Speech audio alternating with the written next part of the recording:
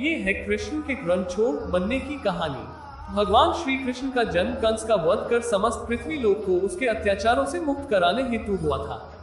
किशोरावस्था में ही वह गोकुल से मथुरा आ गए तथा दुष्ट कंस का वध किया। कंस की मृत्यु से दुखी उसके श्वशुर जरासंध ने एक विशाल सेना लेकर मथुरा पर आक्रमण कर दिया।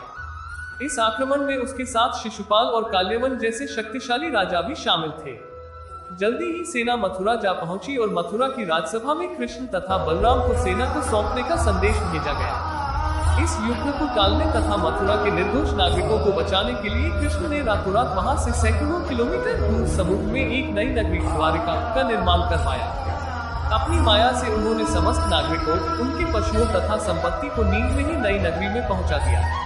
अगले दिन सूर्योदय के समय कृष्ण तथा बलराम जरासंध की सेना के सामने जा पहुंचे और उसे लड़ने के लिए चुनौती दी। जैसे ही जरासंध और दूसरे राजाओं ने कृष्ण को मारने के लिए शस्त्र उठाए, दोनों भाई भागने लगे। उन भाइयों के पीछे जरासंध तथा काल्यवन जैसे राजा भी भागने लगे। कुछ ही देर में दोनों भाई बहुत आगे निकल गए और उनके पीछे केवल मात्र काल्यवन रह गया। उसे देवताओं ने वरदान दिया था कि उसकी हत्या किसी अस्त्र या शस्त्र से नहीं होगी। ऐसे में वह निर्भीक था और लगातार कृष्ण का पीछा करते करते एक गुफा में जा पहुंचा।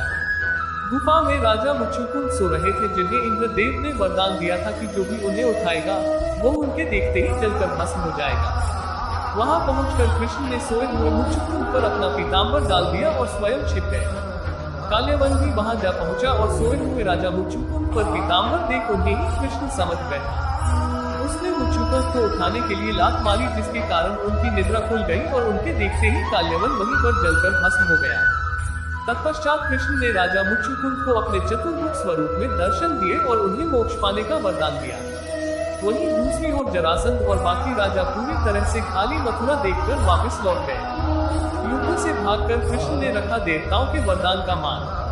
कृष्ण चाहते तो स्वयं भी काल्यवन और अन्य अधर्मी राजाओं का वध कर सकते थे, परंतु देवताओं के दिए वरदान का मान रखने के लिए ही उन्होंने काल्यवन को राजा मुचुकुंद के हाथों मरवाया।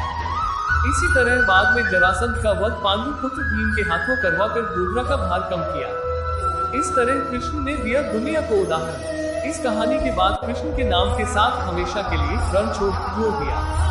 कृष्ण की इस कहानी से सीख मिलती है कि अनावश्यक ताकत का प्रदर्शन नहीं कर बुद्धिबल से काम लेना चाहिए। इस तरह हम अपनी शक्ति को खर्च होने से रोक सकते हैं और बड़े से बड़े संकट का भी सामना कर सकते हैं।